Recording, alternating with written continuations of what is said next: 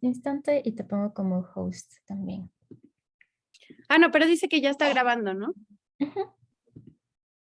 Sí.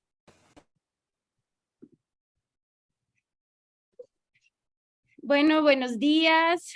Hola con todas, todos, todes. Bueno, esa clase es una clase compartida de gestión cultural entre el Colegio de Ciencias Sociales y Humanidades y también la clase de gestión del COCOA, del Colegio de Comunicación y Artes Contemporáneas.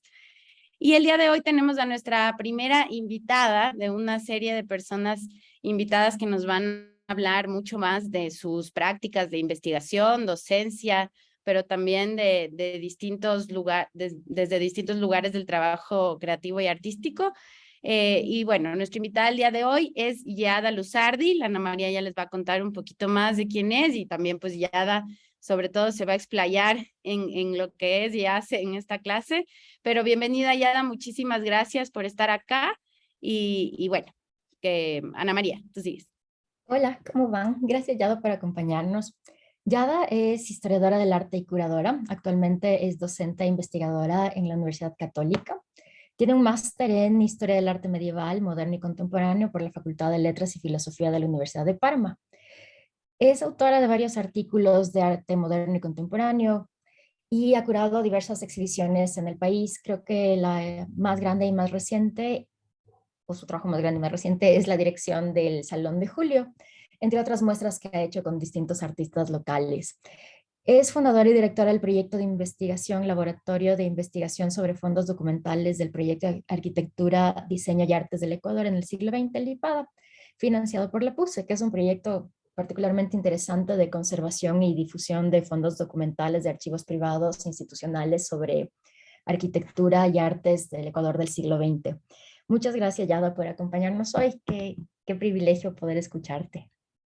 Te pongo para acá. Hola con todas y todos, muchas gracias por la invitación. En realidad es la primera vez, creo, que converso directamente con los y las estudiantes de la Universidad de San Francisco. Agradezco mucho a las colegas y amigas Juliana y Ana María y que me han pedido en realidad hoy presentarles un proyecto muy concreto, que es el proyecto del IPADA, y contarles un poco cómo ha sido también la gestión, estando, ¿no?, en una clase de gestión cultural, cómo se ha gestado este proyecto. Y la idea es que me puedan interrumpir cuando quieran. Es algo que yo he repetido muchas veces, así que lo hago con una cierta como... Entonces, de verdad, como interrúmpame con toda confianza para hacer preguntas y entender quizás como más desde lo práctico, ¿no? Cómo se ha podido dar este proyecto que nace en el año 2016. Voy a compartirles la presentación que están viendo, ¿verdad? Muy bien, muy bien. Ese es el título que he dado a la presentación porque de alguna manera en este título se plantean, ¿no?, los campos entre los cuales me muevo, ¿no? O sea, es una concepción de un archivo LIPADA, pero es la concepción de un archivo que se gesta desde unas necesidades que yo detecto en el entorno ecuatoriano, pero también de una formación que yo recibo, ¿no? Y en la cual me, digamos, desenvuelvo en un contexto que es el contexto europeo. Entonces, yo siempre pienso que es importante posicionarse, ¿no? O sea, que ustedes posicionen lo que les voy a contar hoy a partir exactamente de este mapa que un poco soy yo. O sea, yo me muevo entre los campos de la educación, estos procesos en archivos, entre procesos de escrituras y procesos curatoriales. Hoy no nos detendremos en los demás ejes, pero seguramente nos moveremos entre esta conversación sobre archivos en diálogo con mi práctica docente, porque también la concepción del archivo que les voy a presentar tiene un vínculo súper estricto con el hecho de que yo sea docente en la Universidad Católica y que dicte las clases de historia del arte, como historiadora del arte. Yo me formo en archivos en el sentido que para mí hay un vínculo súper estricto entre la formación de historia del arte y la formación en archivos. Vengo de una escuela de historia del arte, de un departamento de letras y filosofía, entonces de donde la historia del arte entra en este macro campo de las letras y la filosofía. y trabajo concretamente en una concepción de la historia del arte a partir de este centro que se llama CSAC, que es el Centro Studi e Archivio de la Comunicazione, que es fundado por Arturo Carlo Quintavalle en los años 60, para conservar una serie de materiales vinculados para él con la historia de la comunicación visual,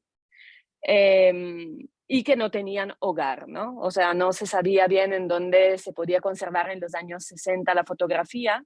Él venía de una experiencia en el MoMA de Nueva York, que justo en los 60 era entre los primeros museos en coleccionar fotografía, pero entienden que la fotografía no era propiamente considerado en estos años un lenguaje del arte contemporáneo. Entonces él siente la necesidad de crear un centro de investigación donde puedan conservarse estos materiales que empiezan a ser relevantes para pensar la idea de una historia del arte que es historia de la imagen. Ese es un punto fundamental. Entonces, donde entran archivos vinculados con el diseño gráfico, con las artes escénicas, con el proyecto de arquitectura, con el diseño industrial, con el diseño gráfico, además de las artes visuales, claramente.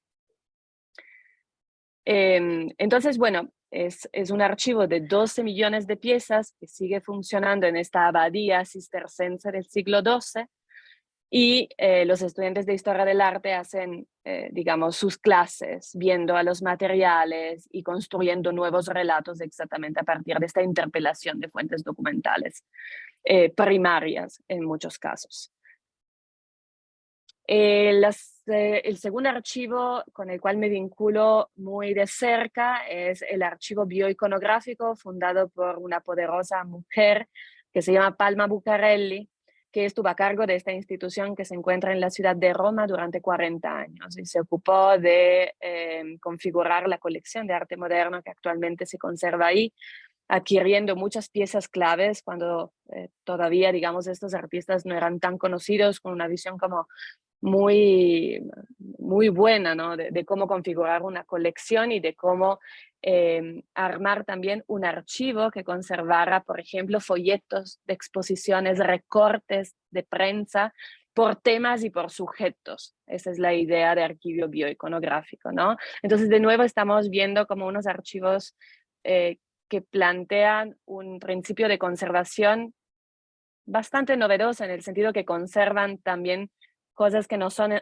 únicas, o sea, son folletos, cosas reproductibles, pero que claramente están hechas para distribuirse, ¿no? Entonces desaparecen. Es muy fácil que desaparezcan y que no quede nada. Los afiches de las exposiciones, etcétera, etcétera. Yo hago, por ejemplo, mi trabajo de tesis de pregrado en este archivo e investigo a esta mujer y me sorprendo mucho de cómo no hayan escritos ni investigaciones en el año 2010 y 2008 sobre una persona tan relevante para la construcción de una de las colecciones más importantes de la capital italiana. No había casi escritos sobre Palma Bucarelli, que dirigió 40 años esta institución. Entonces también ahí pienso en el potencial de los archivos para reescrituras de las historias, ¿no? Para rescatar algunas figuras e interpelar también las razones de este ocultamiento, ¿no? En el caso de las mujeres esto pasa mucho, ¿no? Otro archivo clave para mí ha sido este, que es el DOCVA, el Documentation Center for Visual Arts, de Milán, en donde por otro lado realizo mi investigación de posgrado, donde exploro la relación entre el video y el performance. O sea, el video como registro de una acción efímera y que se puede, digamos, estudiar solo a partir de este registro audiovisual y fotográfico, digamos así. Entonces hago todo un trabajo de catalogación de los materiales que ahí están conservados, también interpelando la categoría performance en la catalogación, ¿no? Cómo las personas que habían catalogado estos videos en este archivo de video concebían la idea de performance para proceder a incluir o a excluir estos materiales de esta línea. Y un poco toda esta experiencia es la que yo aterrizo en mis clases de historia del arte. Probablemente yo soy titular en la Católica de una clase que se llama Historia del Arte del Impresionismo a la Contemporaneidad. Estoy muy vinculada a una clase que da una colega que se llama Pamela Ceballos, que es Arte Moderno y Contemporáneo en el Ecuador, donde precisamente tenemos, formalizada la inclusión de un seminario o de un módulo, podemos decir, donde los estudiantes trabajan a partir de los materiales de Lipara para crear nuevas narraciones con respecto a la historia del arte ecuatoriano del siglo XX-XXI. Entonces hay unas preguntas que en realidad yo me hago y que un poco son la base, ¿no?, para todo este trabajo y son las que me mueven, ¿no?, en estas búsquedas. ¿Cómo interpelar las estrategias de construcción de la historia del arte? ¿Cuáles historias nos cuenta la historia del arte? ¿No? Cuando hablamos al singular, cosa que yo no, por otro lado, intento de construir, planteando más bien una idea de las historias del arte, y siempre, como estoy haciendo ahora con ustedes, como posicionando la persona que está enunciando este relato para también como hacerlo subjetivo, ¿no? Hacerlo como una posibilidad de lectura y de interpretación, que es una de muchas más. Entonces, ¿cómo enseñar la historia del arte? Porque finalmente cuando enseñamos historia del arte, creamos una narración, eso es un hecho, escogemos cuáles autores nombrar, cuáles no nombrar, cuáles obras citar, cuáles no citar. Entonces, finalmente es como una curaduría también, crear un curso. Juliana y Ana María hacen una curaduría finalmente de los contenidos de sus asignaturas y en esto hay la toma de decisiones en base a juicios y criterios. Entonces, ¿qué enfoques, ¿no? ¿Cuáles materiales y cuáles fuentes documentales usar?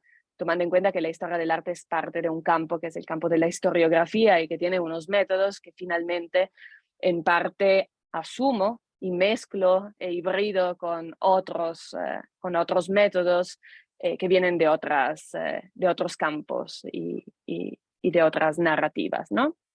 Entonces me pregunto cuál es el rol de los archivos en la construcción de estos relatos.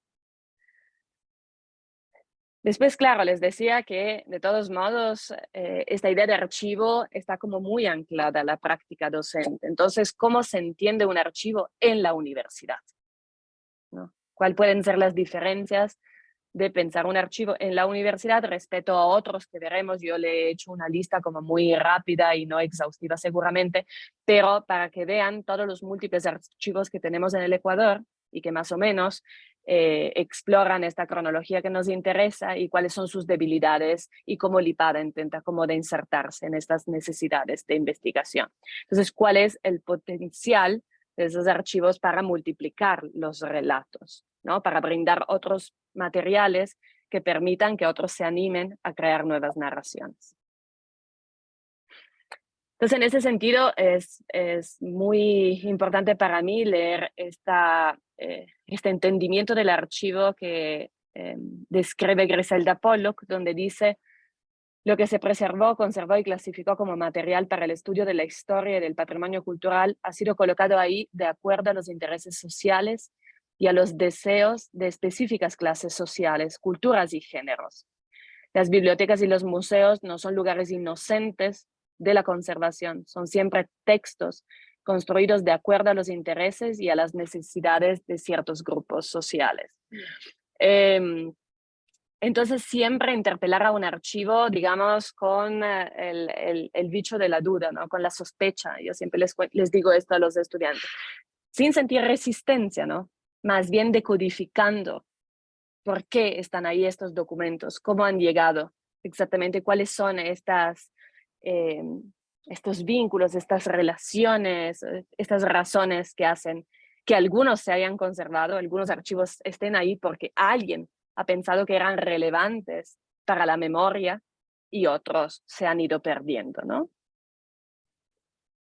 Entonces, bueno, archivos tenemos un montón en realidad en el Ecuador. O sea, no podemos decir que tenemos como una escasez de archivos, ¿sí? Seguramente han visitado algunos de estos archivos, conocen sus acervos, pero indudablemente si nos concentramos en su análisis, porque antes de empezar con Lipada, un poco yo me fui a visitar todos estos lugares para entender cuál era la situación, vemos que hay también un entendimiento del archivo a rato como lugar de almacenamiento, ¿no? A rato te dicen, pues sí, entra al archivo y el archivo es una habitación llena de documentos que pero no están ni indexados, ni catalogados, ni digitalizados, y por lo tanto en realidad no tienes acceso a ellos porque no sabes qué hay ahí. O sea, la accesibilidad, el pensar en la posibilidad de que la gente se entere que existe este documento es uno de los objetivos primordiales de un archivo. Entonces, claro, digo que tenemos muchos archivos, pero hay que ver cómo están concebidos y organizados con tanta precariedad institucional que sabemos que existe en el país. Concretamente, dedicados a los campos en los cuales yo me muevo, que son la arquitectura, el diseño y las artes, podemos mencionar estos archivos. Algunos que han tenido como más fuerza en algunos momentos y después cuando falta presupuesto como que se apagan, ¿no? Esta también es otra debilidad. Pero bueno, finalmente son archivos importantes para estudiar estos campos, o sea, vinculados además al siglo XX-XXI. Bueno, y finalmente llegamos al LIPADA, que como mencionaba Ana María, en realidad es como una palabra corta para sintetizar una especie de concepto muy extenso que ahora iremos como desmenuzando para entender las razones de este título, ¿no? Y que tiene que ver también con las experiencias en archivos que vimos anteriormente. Bueno, primero, ¿qué conservamos en este momento en LIPADA? Conservamos varios fondos documentales. El fondo documental del arquitecto Carl Cohn, del arquitecto Muñoz Mariños, del arquitecto Ovidio Vappestein, del colectivo artístico Artes No Decorativas S.A., conformado por Nelson García y Manuela Rivadeneira, el archivo privado del artista Manuela Rivadeneira, el archivo digital del CEAC, que es el Centro Ecuatoriano de Arte Contemporáneo, el archivo de la Galería Madeleine Hollander y de la Galería de Betty Vappestein y Gogo Anhalser. Y justo hace unos 3 días fui a recoger el primer gran fondo documental vinculado al diseño gráfico, digamos así, que era uno de mis grandes objetivos, era como finalmente empezar a trabajar en esta línea, que es el fondo documental de el póster del Ecuador Póster Bienal, ¿no? Que es un importante evento de diseño gráfico de carteles que se hace cada año y que nos ha donado el archivo completo, o sea, de todas las ediciones desde el inicio. Ellos tenían como, digamos, práctica archivística de conservar de estas exposiciones en donde se imprimían los carteles, ¿no? Todos los ganadores. Entonces hay unos carteles literalmente hermosísimos que son muy útiles, veremos, no solamente para pensar la historia del diseño gráfico, en este caso, ¿no? En el Ecuador y en Latinoamérica, sino para inspirar, quizás podemos usar esta palabra, o digamos, para impulsar una serie de investigaciones creativas. O sea, investigaciones vinculadas con el diseño gráfico, o sea, nuevas propuestas de diseño gráfico, así como nuevas propuestas de producción artística o de producción en el campo de la arquitectura. Entonces, bueno, ¿cuáles son los objetivos de LIPADA? Pues sí son los objetivos clásicos y canónicos de un archivo, o sea, es conservar, difundir e investigar. Pero ahí hay como una pregunta que quizás ustedes ya tenían lista, el por qué lo llamo laboratorio y no lo llamo archivo, ¿no?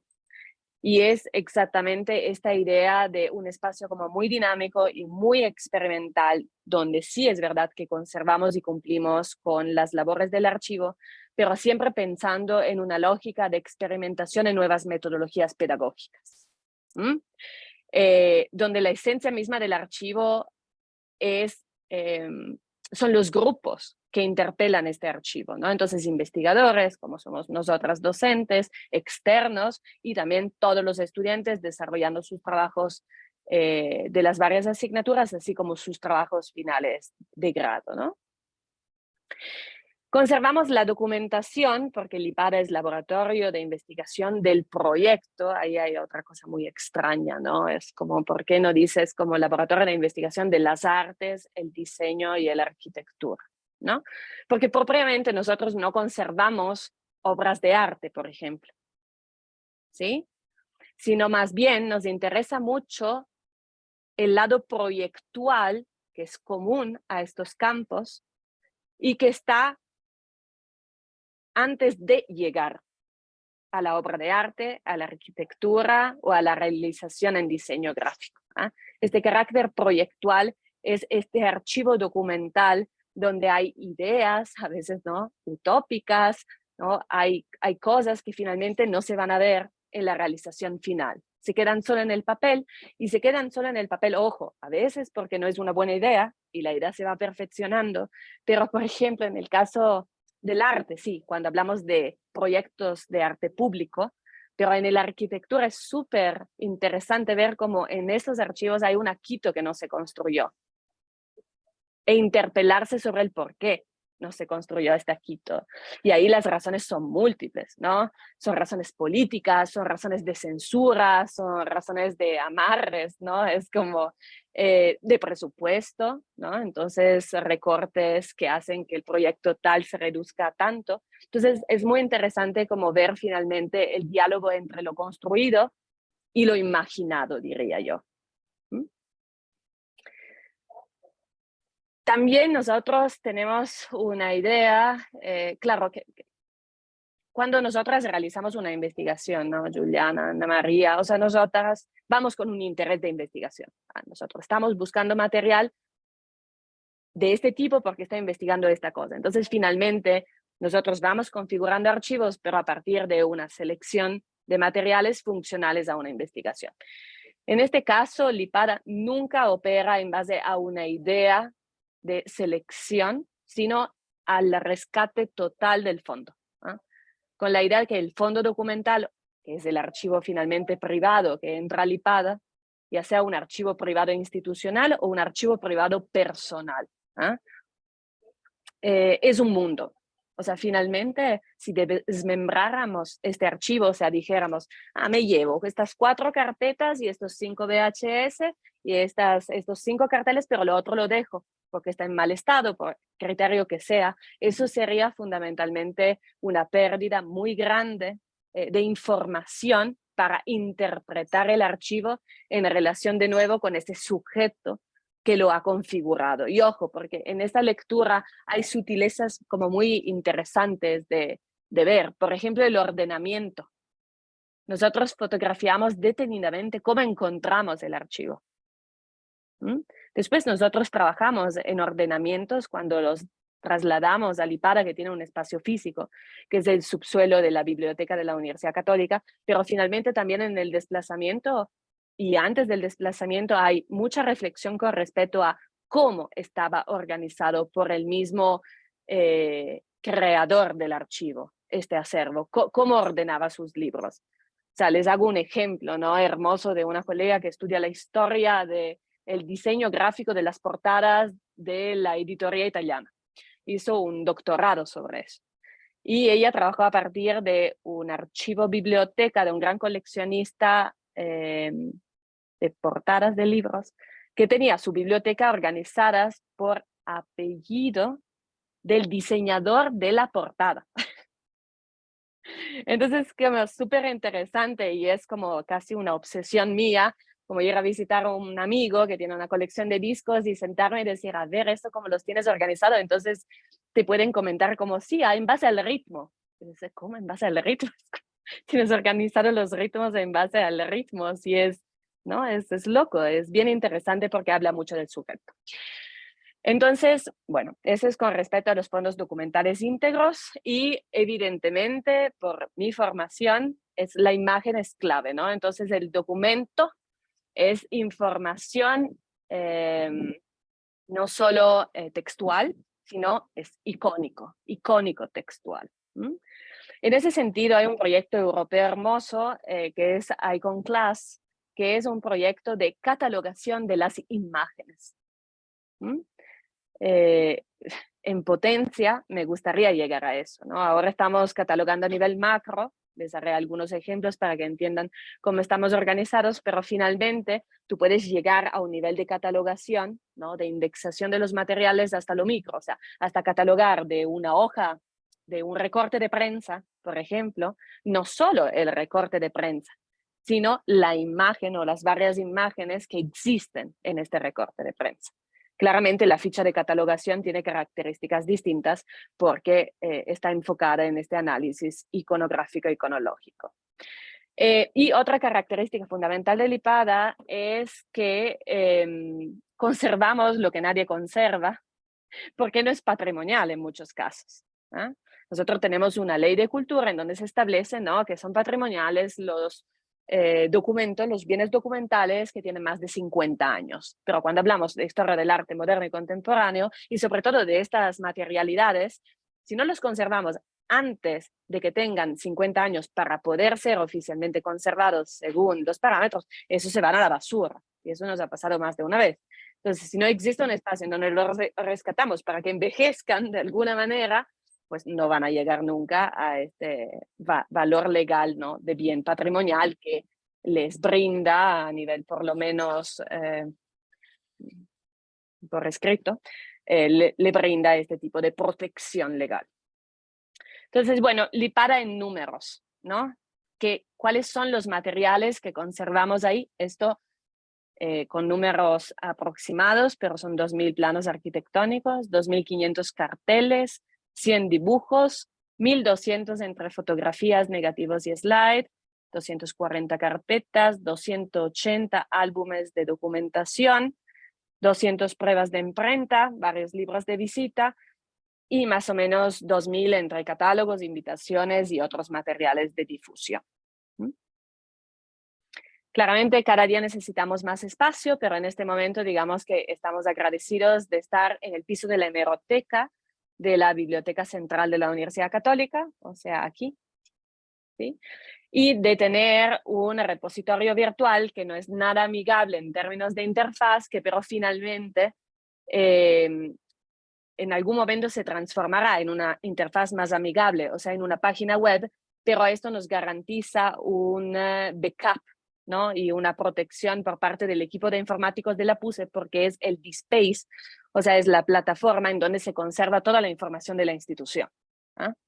Entonces nosotros no teníamos, evidentemente, hablando de gestión, porque hay mucha gestión detrás de todo eso, la alianza con el Departamento de Informática de la universidad y el hablar directamente con quién es el responsable entre los informáticos del repositorio DSpace que tienen todas las universidades para, por ejemplo, conservar todas las tesis de grado, ¿no? Por ejemplo, ha sido como esta estrategia para no perder de ninguna manera, por ninguna razón, la información si pasa algo, porque está en un servidor y este servidor es una contratación macro de la PUS, ¿no?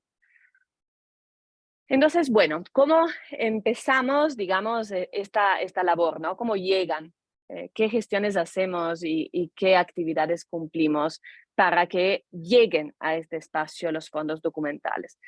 Bueno, nosotras, o sea, soy yo y es mucha más gente, ¿no?, vinculada al proyecto. Tengo una colega que es especializada, que es Shayarena Monar, por ejemplo, en la historia del arte, la historia de la arquitectura moderna en el Ecuador. Entonces es la curadora que directamente está a cargo de los fondos de arquitectura. A futuro queremos buscar una persona especializada en historia del diseño gráfico para que se haga cargo de los fondos de diseño gráfico, y directamente yo estoy a cargo de la curaduría de los fondos de artes. Entonces identificamos una serie de archivos que están en estas casas, porque la historia del Ecuador está en las casas de las personas, y finalmente si no la conoces no tienes acceso, y esta ha sido una de las razones, ¿no?, como extranjera, de llegar sin, digamos, un capital social que me permitiera directamente poder acceder a estas casas, y ahí como ir conociendo a personas y enterándome de estos archivos maravillosos para configurar este proyecto que le dé un mayor acceso y que, digamos, no dependa de las redes personales que podamos tener. Hay personas que tienen más redes personales para acceder a más casas y a más personas, y otras que claramente tienen menos, ¿no? Entonces es también una especie de idea de democratización de los accesos a las informaciones. Entonces, en este caso, Lipada nace porque me proponen hacerme cargo de un archivo, y claramente como persona no puedo, ¿no? Lo mejor es pensar en una institución que se pueda hacer cargo y que además sea una institución sólida. Pues siempre pensé que la Universidad Católica y los jesuitas sí son una institución sólida, entonces pues me pareció como apropiado proponer Lipada y ahí llevar estos archivos que finalmente me estaban como donando. O sea, de verdad las personas, la mayoría siente la necesidad de entregar esto a una institución porque no existe en el país alguien que esté listo para recibir estos tipos de materiales y realmente no tienen un mercado. O sea, a lo que voy es que difícilmente te donan una serie de acuarelas de Muñoz Mariño. Ustedes vieron, por ejemplo, Fondo Documental de Muñoz Mariño. Hay un museo Muñoz Mariño en donde se exponen las acuarelas, pero Muñoz Mariño es un arquitecto. Entonces, en realidad, si quisiéramos leer Muñoz Mariño, ¿no?, de forma redonda, pues deberíamos analizar la obra pictórica junto con todo el trabajo arquitectónico. Las dos cosas están estrictamente interconectadas. Y el fondo arquitectónico de Muñoz Mariño no se sabía en dónde colocarlo. Entonces nosotros tenemos toda la parte arquitectónica porque de alguna manera sí tiene un valor económico el acuarela. Esto iba. O sea, es difícil que te donen algo que ya tiene un valor económico en el mercado. Y ahí le hago como una pequeña paréntesis con respecto a quizás malas prácticas, me atrevería a decir eso, de cuando se configuró el archivo de fotografía del Ecuador. Era un momento de bonanza en este país, de muchos recursos económicos, y empezaron a comprar archivos fotográficos. Claro, uno debería siempre pensar en las consecuencias, ¿no?, de estas prácticas. Ahora ya no hay dinero, así que nadie ya compra archivos fotográficos, pero la gente vio la posibilidad de venderlos, entonces ya tienen recelo en donarlos. Y ojo, cuando me donan el archivo, yo le hago un poco unos cálculos económicos de lo que implica mantener un archivo, investigarlo, difundirlo, ¿no? No es tan fácil para un privado poder hacerse cargo de eso. Entonces, realmente, sí nos donan los archivos, pero hay de parte y parte, ¿no? Ya es un proyecto conjunto en donde evidentemente nosotros garantizamos la circulación de los materiales, que es lo que fundamentalmente a ellos les interesa, y así nos llegan al archivo.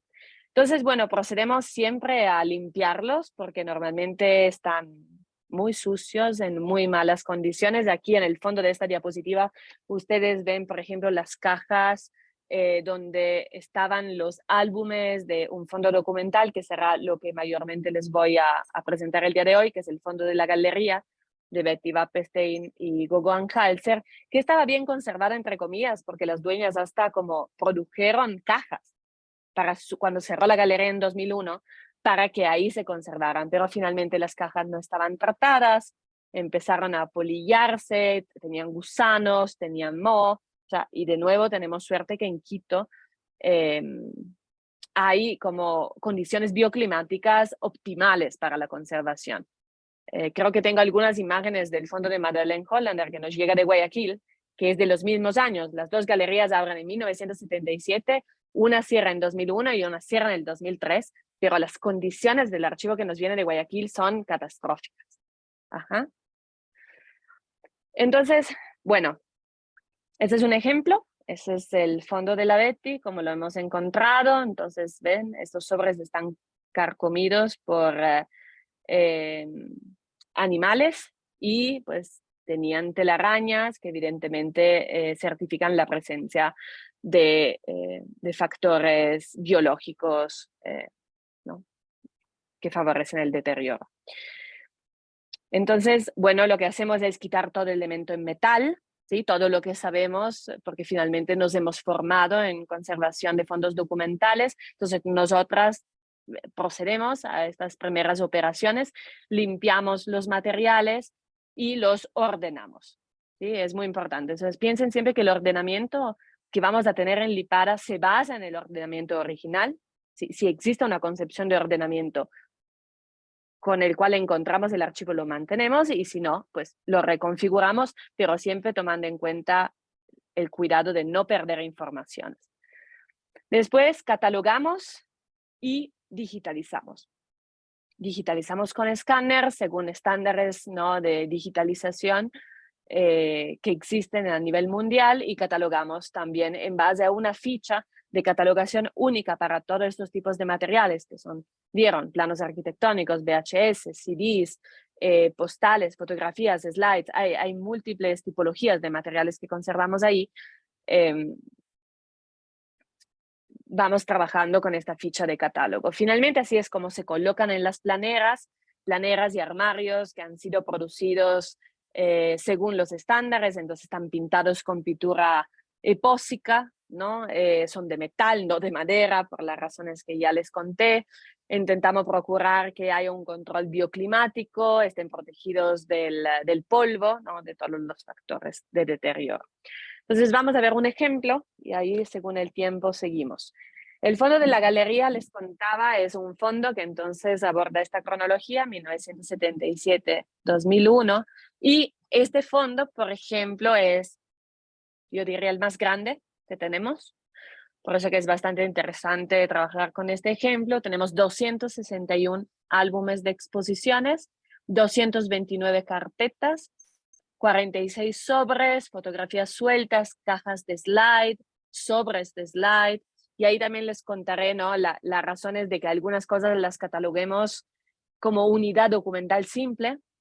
Por ejemplo, una fotografía es una unidad documental simple y un álbum es una unidad documental compuesta.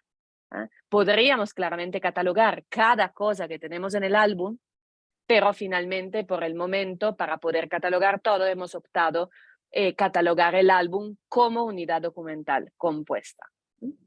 Y otros materiales que ahora van a ver en fotografías. Los álbumes son estos. Es muy hermosa la historia de la galería, porque son dos mujeres que se unen en los años 70, viniendo de dos experiencias distintas. Betty Vapestein viene de la hotelería, es hija de hoteleros, tiene una empresa de catering para aviones, ¿sí? Ella es la hija de los fundadores del Hotel Colón, hija de migrantes judíos que llegan al Ecuador, los Deller, a finales de los años 30, como muchos otros judíos, escapando de la persecución nazi. Y se une con Gogo Anhalser, igualmente hija de migrantes, pero más bien vinculada con el diseño y la artesanía ecuatoriana. Ella es familia de Olga Fisch, ¿sí?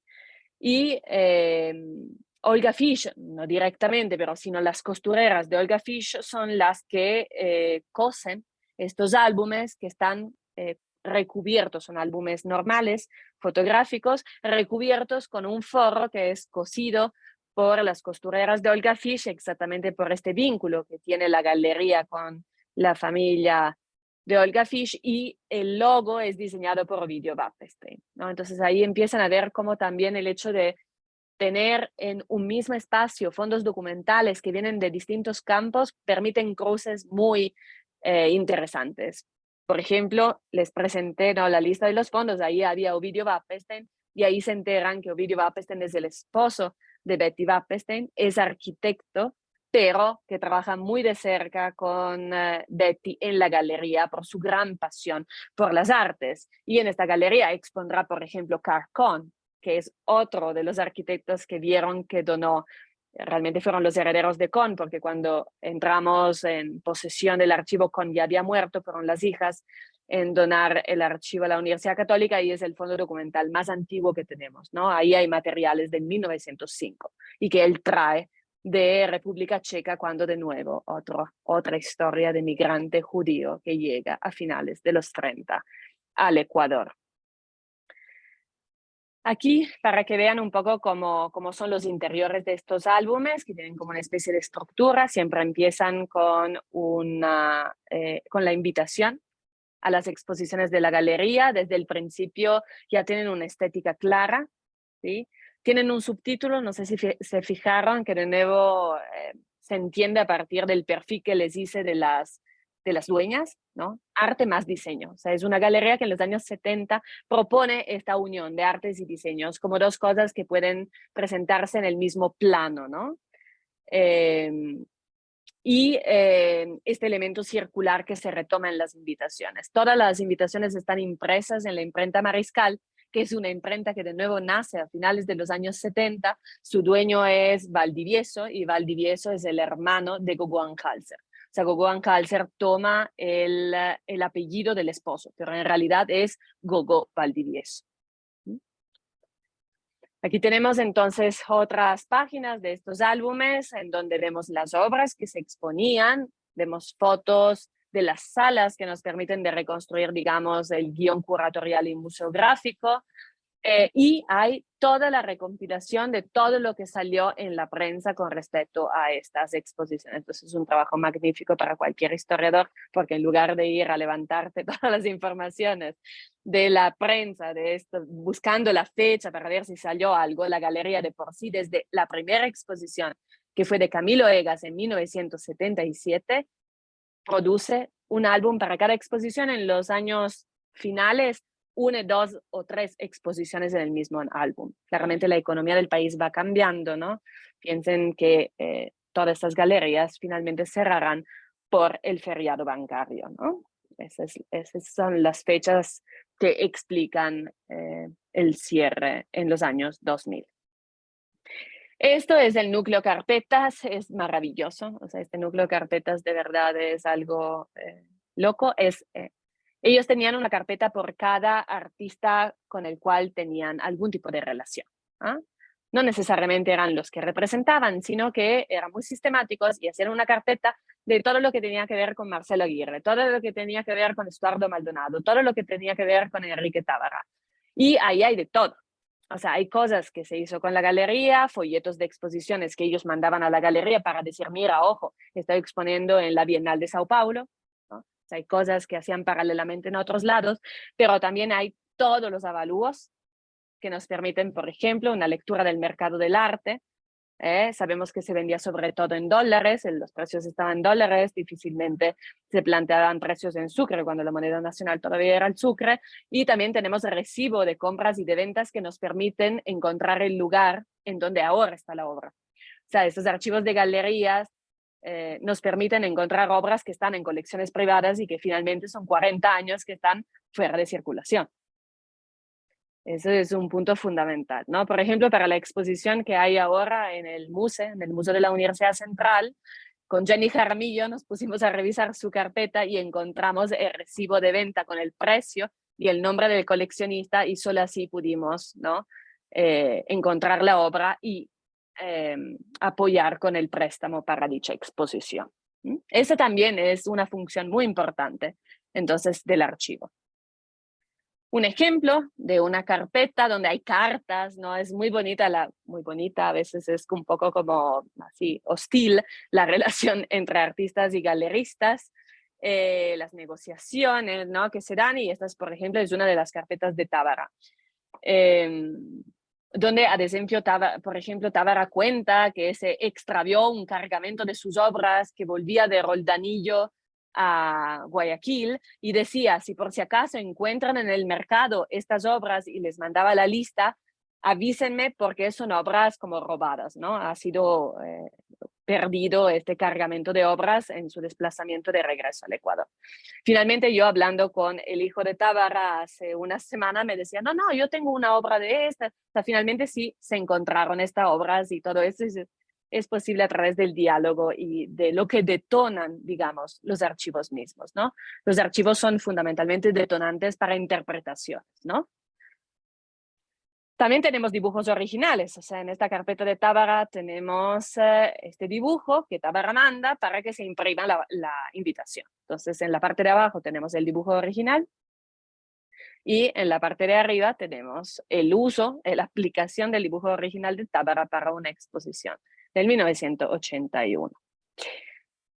El archivo de las invitaciones es hermoso, ¿no? O sea, un estudiante de diseño gráfico, evidentemente, ahí como puede hacer un análisis muy provechoso, además de una relación en la concepción de la postal entre imprenta, galería y artista. ¿no? Y todas cuadradas, entonces, no todas tienen el círculo, digamos, como motivo geométrico, y al principio había tanta abundancia, digamos así, económica, que hasta se producían sobres personalizados. Cada invitación tenía su sobre personalizado, y esto fue desapareciendo con los años, ¿no? Piensen que ahí la invitación se entregaba a mano, ¿no? Había claramente un equipo grande de personas trabajando en la galería. Este es un ejemplo de una invitación súper bonita de una exposición de 1993 de Jenny Jaramillo, en donde Jenny cuenta que ella cosió estos escapularios, ¿no? Son como obras únicas de Jenny, estos escapularios que se colocan, ¿no?, en el rostro de este sujeto para invitarles a el evento. Y aquí está Jenny, una fotita. El núcleo de fotografías también es muy interesante por lo que les contaba, porque vemos fotos de obras que ni idea de que existieran, ¿no?, porque se han ido a colecciones privadas. Y la mayoría sí están identificadas, y en otros casos pues nos falta identificar el artista. Bueno, el caso del Fondo de la Madeleine, para ver también escalas, es mucho más pequeño, ¿sí? Pero tenemos nuevos materiales que nos han puesto retos, ¿no? Cómo digitalizar VHS, ¿no? No hay muchos centros que digitalizan VHS. La precariedad del CD. El CD es terrible. O sea, revisamos algunos CDs y al mes de revisar se había borrado la información. Entonces, de nuevo, repito, ¿no? Es como uno dice, son materiales nuevos, porque esto era un CD del 2001, pero en realidad es más precario el documento del 2001 que el pergamino, ¿no?, del antiguo Egipto casi. Entonces sí, es muy importante como trabajar rápido. Por ejemplo, en las carpetas de la galería hay muchas impresiones de fax, ¿eh?, sobre el papel de fax. Y esto desaparece a los 10 años, como los tickets, ¿no? Se va borrando, pero en muchos casos todavía se lee. Entonces ahí no se puede reducir, o sea, no se puede parar el proceso de deterioro, pero puedes digitalizar de manera de no perder la información, y finalmente pues la vida del documento seguirá, ¿no? Entonces aquí tenemos materiales que por otro lado le pertenecen al fondo de la Galería de Madeleine Hollander en Guayaquil, que les dije se mueve en el mismo periodo. Eso es súper interesante porque tenemos dos archivos del mismo periodo de dos galerías en las dos ciudades, ¿no? Y tienen dos propuestas muy diferentes.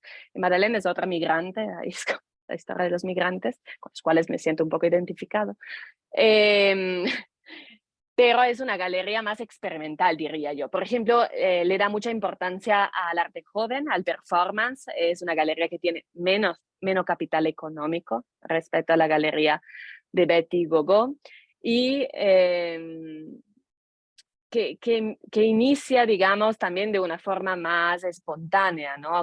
Madeleine empieza en su casa, ¿no?, transformando su casa en galería, y colabora en un principio con Peter Musfield, que es un importante diseñador ecuatoriano que acaba de fallecer y que diseña el logo, ¿no? Con él hará algunos proyectos, por ejemplo, de producción de tapices, y Madeleine hoy en día todavía sigue teniendo en el Oro Verde una tienda de diseño. Entonces, de nuevo, la historia del arte contemporáneo y de estas galerías está estrictamente interconectada con la historia del diseño, ¿sí?, y a su vez con la historia de la artesanía. El registro fotográfico es súper interesante, la lectura del material visual.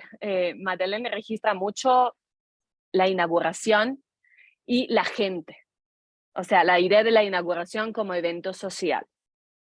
Entonces sus imágenes igual nos ayudan a reconstruir la exposición, pero ahí entiendes cuál es el enfoque. Ellos fotografiaban, no sé quién fotografiaba directamente, pero seguramente no era un fotógrafo. La galería al principio paga un fotógrafo para el registro de la exposición, y el registro se hace a salas vacías, ¿no? Es registrar la exposición más que el evento mundano, digamos así. Es interesante contarles que hay algunos fondos documentales que nos entran solo en digital.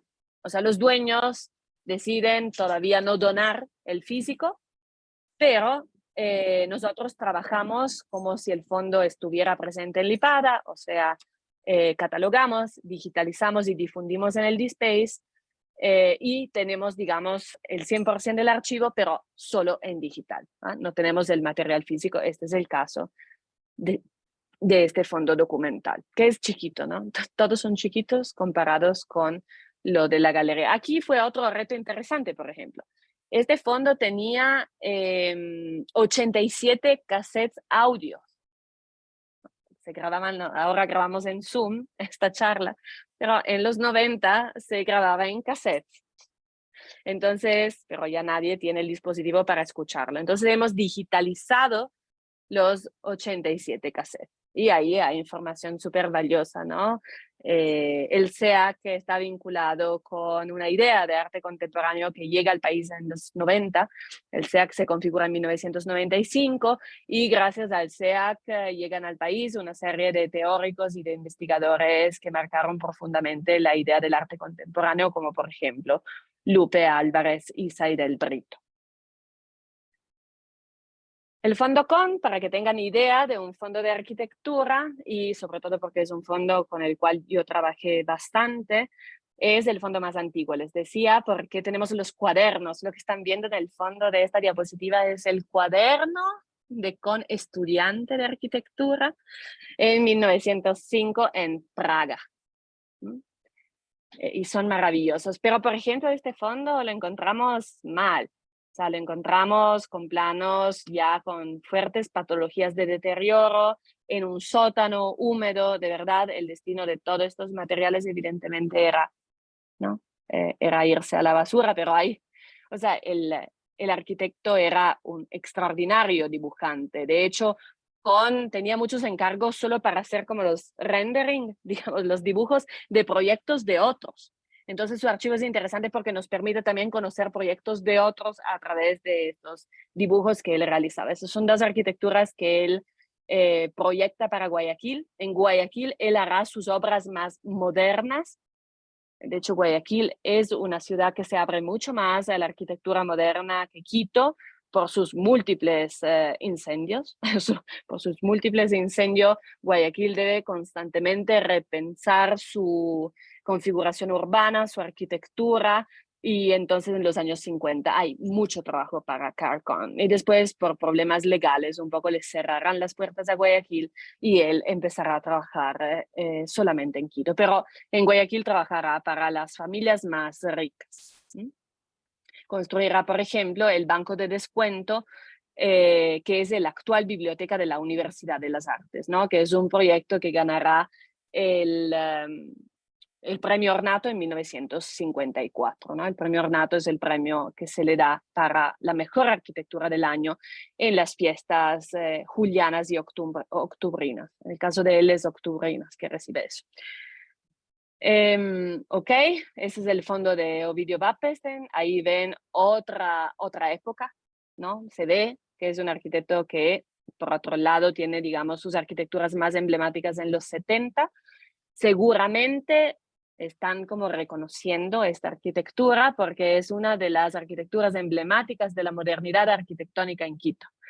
Las tres arquitecturas que ven en La Patria, en la avenida Patria, que mira hacia la Casa de la Cultura, que es otro importante edificio moderno, las tres, que son la CFN, el Hotel Colón y el COFIEC, las tres son arquitecturas de Ovidio Bappesten, construidas entre los años 60, 70 y 80, y que son en hormigón visto, que es esta línea propia, ¿no?, del brutalismo arquitectónico al cual él pertenece. Muñoz Mariño, les comentaba, pero bueno, eso me paso rápido y llego a mostrarles cómo funciona nuestro repositorio, porque también la idea es que ustedes puedan interpelarlo. Y esto es el DSpace que les decía, que no es tan amigable a nivel visual, pero finalmente les permite descubrir lo que en este momento tenemos hasta tener una visualización más amigable. Entonces tienen un buscador a mano derecha que es buscar en DSpace. No sé por cuál razón me sale en italiano a mí el DSpace, pero a ustedes le va a salir en español. Y cualquier palabra nosotros hayamos usado para catalogar uno de los materiales que conservamos puede ser un metadato de búsqueda. O sea, ustedes pueden poner 1977 y encuentran todo lo de 1977. Pueden poner Aguirre y encuentran todo lo que tenemos de Aguirre y les aparecen estos resultados aquí abajo. En la parte inferior, ustedes encuentran el productor, o sea, encuentran el fondo documental al cual le pertenece el material. En este caso, el registro fotográfico de la galería del 92-93 está en el fondo documental de la galería, donde la galería se considera el productor del material. O sea, rompemos con la idea de autor, ¿sí? Porque estamos catalogando el material. ¿Ah? Entonces, el productor del material es la galería, porque es quien ha registrado, es quien ha fotografiado, ¿sí? Y después tenemos otros ítems que ahora vamos viendo. La digitalización nosotros la hacemos del 100% del material, pero no ponemos la digitalización del 100% del material en la web para diferenciar los niveles de investigación. O sea, creamos una serie de PDFs que están inspirados en un centro de investigación importante de Estados Unidos y ponemos una marca de agua, indicamos cómo citar este material y ofrecemos una selección de, por ejemplo, los materiales que se contienen en la carpeta de Tábara, ¿sí? No todos, sino una selección. Esto puede ayudar, por ejemplo, a búsquedas más superficiales de estudiantes de colegios, ¿no? Mientras que el investigador queremos que se acerque, que pueda conversar con nosotros y ahí le damos acceso claramente al 100% de los materiales. La consulta es previo cita, hay una persona que les saca la información y si necesitan altas resoluciones con fines de publicación, llenan un documento y le ofrecemos la digitalización en alta resolución para fines de publicación. Por el momento todo esto es gratuito y estamos también en el proceso de aprobación de todos los estatutos, ¿no? Que están vinculados con un archivo, ¿no? Y en donde se establece su funcionamiento, cómo funcionarán los préstamos, cómo funcionarán las consultas, cómo funcionarán el manejo de derechos de reproducción de estos materiales en acorde con las condiciones que se han negociado al momento de la donación de los fondos, ¿no? Porque cada fondo, siendo donado, debe pasar por un trámite legal que es muy largo y debe quedar por escrito cuáles son las condiciones de esta donación. Entonces así es un poco como se ve, hay una marca de agua exactamente para que para el uso de las imágenes nos soliciten y nosotros les mandamos, pero más bien para tener un rastreo de la circulación de estas imágenes y para también verificar que se cite correctamente porque un archivo se nutre del hecho de que se cite que existe, ¿no? De alguna manera. Esta es la retribución en parte que pedimos a los investigadores, ¿no? Que se haga circular la información de su existencia.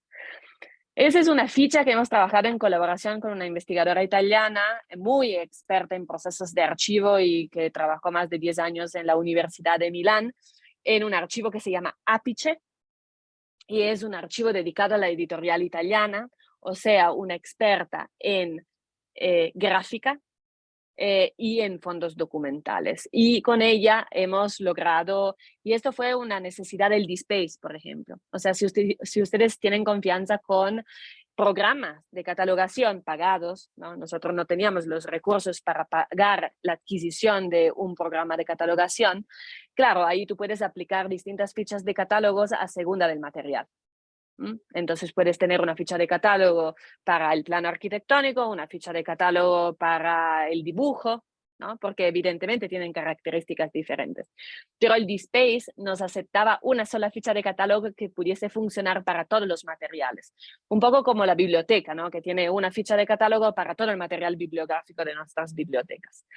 Y ahí nos basamos para configurar esta en las normas internacionales de descripción archivística ISAT-G y hicimos adaptaciones para que funcionara. Y finalmente, todo el material que encuentran en DSpace está catalogado con estos ítems. Siempre registramos el nombre del compilador, o sea, de la persona que ha llenado esta ficha y de quien ha digitalizado el material, como dos procesos sustanciales de nuestro trabajo.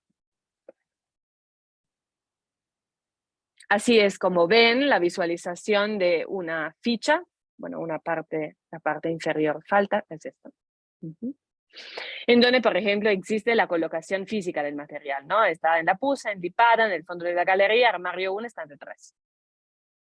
Entonces ustedes llegan con esta información y la persona que les atiende les saca este material. Nosotros sacamos 5 materiales simultáneamente, los revisas, registras lo que necesitas, recolocamos y sacamos los otros, ¿no? Esto para mantener un cierto orden en la consulta. Ahora, ¿estoy bien? Sí, estoy bien. A partir de estas experiencias, les dije que uno de los objetivos que yo tengo como docente es plantear nuevas metodologías.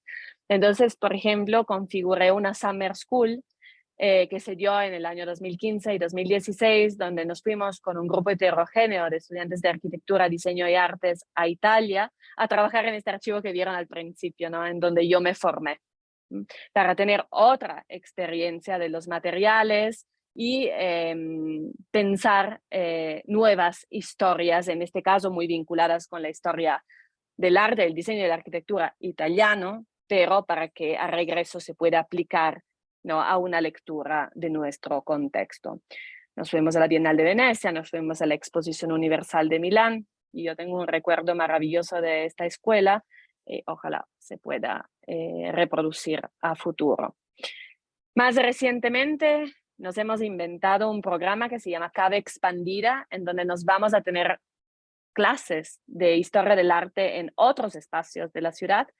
Hemos hecho esto con el MUNA y con el Hotel Colón, y hemos creado una serie de sesiones en donde siempre empezamos con Lipada, empezamos con una charla explicando qué es, cómo funciona, y después, a partir de la clase de Pamela de Arte Moderno y Contemporáneo en el Ecuador, mandamos investigaciones puntuales sobre artistas ecuatorianos del siglo XX para que los estudiantes empiecen interpelando las fuentes y creando sus propias interpretaciones y presentando los resultados. Después nos vamos a estos otros espacios y de nuevo la idea es que, por ejemplo, en este caso en el MUNA, pudiesen hablar los estudiantes de esta obra de Olga Fisch a partir de lo que encontraron de Olga Fisch en Lipada. Y es súper interesante porque muchas obras que ahora pertenecen a la colección del Museo Nacional y antes a la colección del Banco Central fueron vendidas por la galería al Banco Central. Por ejemplo, el núcleo original del Museo Camilo Egas nació a partir de las ventas de aquella primera exposición de la galería en 1977, que fue la primera exposición de Camilo Egas en el país post-mortem, y fue posible gracias al contacto personal de Gogo Anhalter con la viuda de Camilo Egas en Nueva York, y el pago, ¿no?, se pudo realizar por el pago del traslado de estas obras de Nueva York al Ecuador, y así nace el museo un poco a partir de... ya. Sí, estamos bien. Ok, entonces, bueno, además de estas nuevas metodologías, es un espacio en donde se gestan nuevas investigaciones de carácter creativo, pero también de carácter historiográfico. Por ejemplo, yo me acerco a un extraordinario fotógrafo y artista guayaquileño llamado Ricardo Borges en el año 2016, porque estaba investigando a partir de los planos de Kohn, la arquitectura que Kohn construyó y no construyó en Guayaquil, ¿no? Ahí era súper interesante la idea de pensar una exposición que nunca pudo realizar, pero sobre la obra arquitectónica de Kohn en Guayaquil, organizada en 2 grandes núcleos, la arquitectura construida y la arquitectura imaginada. Y en estas búsquedas me encuentro con Ricardo, que es un arquitecto muy interesado en el patrimonio arquitectónico de la ciudad de Guayaquil, que pero se ha dedicado desde los años 2000 a la fotografía. Empieza un interesante diálogo y finalmente, por ejemplo, acabamos de inaugurar en Casa del Barrio en Guayaquil una exposición vinculada estrictamente a el proyecto fotográfico de Ricardo sobre una sola arquitectura de Kohn, que es el Banco de Descuento, la Biblioteca de la Huartes, que les comentaba, es la que están viendo en las diapositivas, ¿no? A mano izquierda es el Banco de Descuento con una fachada diferente que tenemos en Lipada. Es interesante porque hay varios bocetos de varias fachadas para este banco. Finalmente esta no es la fachada que se construirá, ¿sí? Y a mano derecha esta hermosa fotografía en donde además se ponen en diálogo a la derecha el Banco de Descuento y a la izquierda Casa Tosi, que es otra arquitectura de Carcón, que construye prácticamente media manzana de este lugar muy céntrico de la ciudad de Guayaquil. La Casa Tosi se quemará, entonces ahora la vemos como muy intervenida. Es difícil percibir la esencia de Casa Tosi, pero encontré una cinta fílmica que la Cinemateca en teoría me va a digitalizar de una decoración navideña de Casa Tosi de 1956, donde finalmente sería la única imagen que tenemos de los interiores de la Casa Tosi en su dibujo original, que en la memoria de todos los guayaquileños es el almacén como a la italiana. Los Tosi son migrantes italianos, ¿no? Entonces una Casa Tosi que parece la Rinascente de Milano, con estas vitrinas redondas entre las cuales tú puedes pasear, las escaleras eléctricas, ¿no? Estos dos edificios son los primeros en el país en tener escaleras eléctricas. Esta idea de modernidad también encarnada por estos elementos arquitectónicos. Y para terminar, otra investigación en curso, por ejemplo, a partir de los materiales de Lipada, es la que yo estoy realizando con respecto a la historia del Hotel Colón. Y de nuevo, esta historia se gesta a partir de unos archivos que encuentro ahí y que me parece que dan pistas para explorar, en primer lugar, la colección de arte de este hotel, que es el actual Hilton, ¿sí? Que está en La Patria y Amazonas, y descubrir que claramente es el hotel en el país con la colección de arte más grande. Hay alrededor de 87 obras, digamos, en un único ejemplar. Hago esta diferencia porque la galería propone al hotel en 1995 un extraordinario proyecto de producción de serigrafías específicas para el hotel. Entonces pide a un número de artistas hacerle un dibujo para que ellas hagan el tiraje de 50 más 10 pruebas de autor, y la totalidad de la serialidad de la serie está en las habitaciones. Entonces, ellos conservan prácticamente, es como tener una obra única porque esta no se ha vendido, ¿no? Entonces, las obras son muchas más. Si consideramos esta serialidad, son más de 600 obras. Y es una colección de arte latinoamericano. Aquí solo les paso como muy rápido. Haremos una gran exposición en el Museo Nacional en abril del 2023, donde vamos a contar esta historia. Entonces ahí hablaremos de la arquitectura, ahí hablaremos del diseño de interiores, que ha sido producido por una empresa de Estados Unidos que se llama de Roland Jutras, que es un estudio de diseño que trabaja en la onda del folklore design. Es interesante porque a mí me sorprendió que este gran hotel moderno en sus interiores no sea para nada moderno. O sea, era más bien como un hotel en donde se quería mostrar la belleza de la artesanía ecuatoriana. Y toda la prensa de la época habla exactamente de los 250 artesanos ecuatorianos que trabajan ahí, ¿no? Por ejemplo, produciendo esta maravillosa lámpara de hojalata, ¿no? O estas alfombras que son todas de los artesanos de Guano, o las cerámicas chimborense, ¿no? Es como... Bueno, aquí vemos los padres de Betty, ¿no? Hugo y Frida Deller. Y pues aquí es la historia del hotel, ahí no me voy a detener, si no, no hay para las preguntas, pero esta historia es otra historia que se gesta a partir de los archivos y que conocerán en los próximos meses. Bueno, ahí sí dejo solo el espacio, así como para picarles. Muchas gracias, Yada. Interesante todo. Sí. Bueno, Ahí. no nos queda tantísimo tiempo en realidad, pero ¿alguien tiene alguna pregunta específica que le quiera hacer a Yada sobre el archivo, sobre su trabajo, sobre los proyectos que también de investigación se plantearon?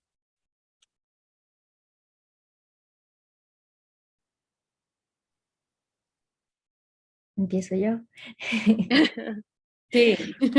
Mientras se animan. A ver, yo estaba pensando en cómo fue para ti como historiadora del arte asumir la tarea de la gestión de un proyecto que es descomunal de cierta forma, ¿no? Teniendo en cuenta que no hay una tradición de construcción de archivo a nivel local y empiezas desde pensar en los muebles, pensar en el tipo de técnicas que necesitas para conservar las cosas.